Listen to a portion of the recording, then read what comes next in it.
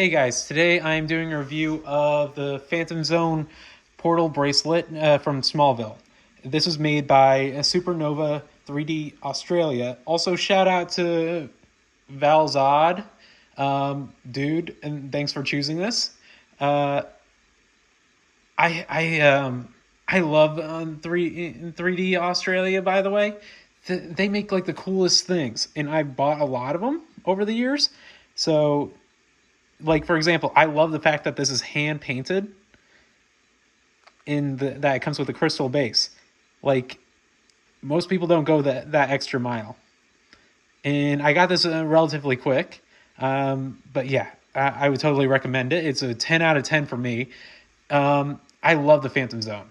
Weirdly enough, it's one of the few things in the Superman comics that I love because it's a humane way to capture criminals.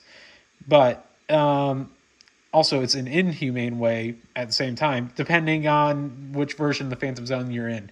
The original comics, basically, the Phantom Zone was an alternate dimension, yes.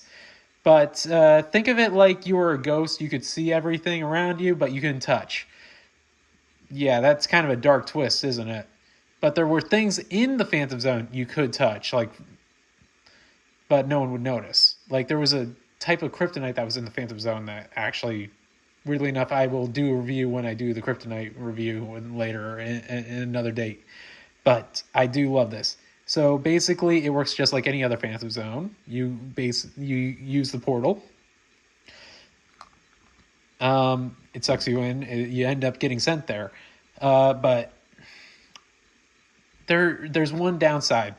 With the Smallville series, only with the blood of L can you get out.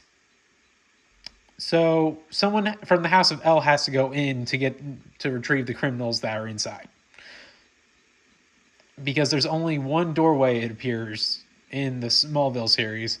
Well, there's actually more than one, but I don't want to spoil the series for anybody. There's always back doors to getting out of places like that. And someone has to always make those precautions just in case of measures. But like I love the fact that like every version of the Phantom Zone changes with depending on the comic series or the TV series. Smallville had like it was a pretty cool Phantom Zone, but think of it like it was a war-torn desert area where everyone was fighting to survive. But where it was Supergirl, it was like a mash of multiple dimensions because of Crisis on Infinite Earths. So every version of the Phantom Zone collided with each other, making 100 different Phantom Zones into one, or thousands. Honestly, they never really specifically said how many of the multiverse. Like I would say, that's billions of multiverses of Phantom Zones colliding, more than thousands. But you never know with the Phantom Zone. Because maybe some dimensions have it, maybe some dimensions don't. Maybe some share the Phantom Zone. But they even had like guards which were like Death Eaters. I can't remember the exact term that Supergirl's uncle called them, or father. I can't remember exact because it was like a twist ending thing. So basically, it is one of the cooler things in my life that I've ever seen, though. But it's hard to explain. But I would give this a 10 out of 10. And like I said, shout out to Valzad. He is and also I will leave the link down below to the Etsy shop for Supernova3D Australia. Like I said, they're fast shipping. They were pretty communicative when I bought these, and I love this. They're also on eBay as well. But I love this. Like this is one of the coolest things I've ever seen in my life. And it's all hand painted. Like this is resin. Like 3D printed resin. That's so cool. And it's cured. This is like one of the coolest things I've ever seen in my life still. And I like I said, I love the Phantom Zone. Though I would never want to be in the Phantom Zone myself. Yeah, a lot of people would be there's actually a lot of cool characters that are in the Phantom Zone.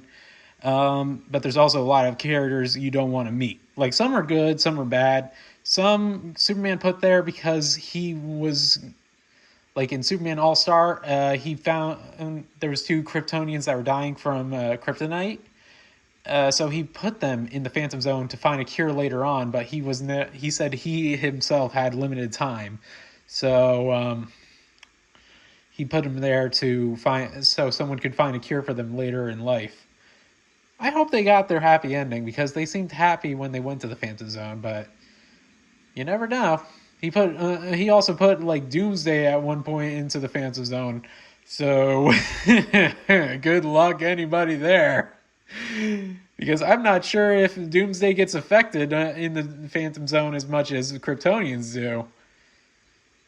Yeah, giant monster carnage. You put with criminals like Zod, Urza, and Anon.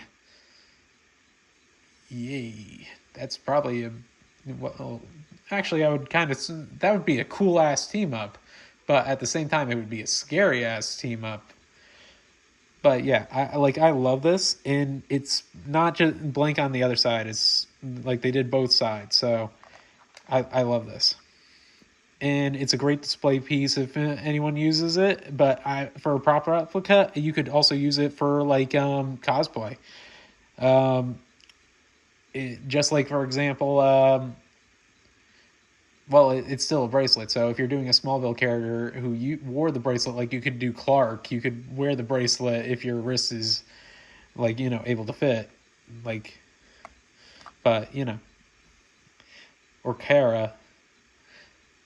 But yeah, that's a downside. There's only, like, so many Houses of L characters that have the ability to wear this, possibly, without it affecting them as much as it should.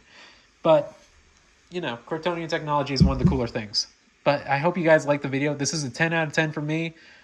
Please like, subscribe, and the link is down below for if anyone is interested. Bye, guys.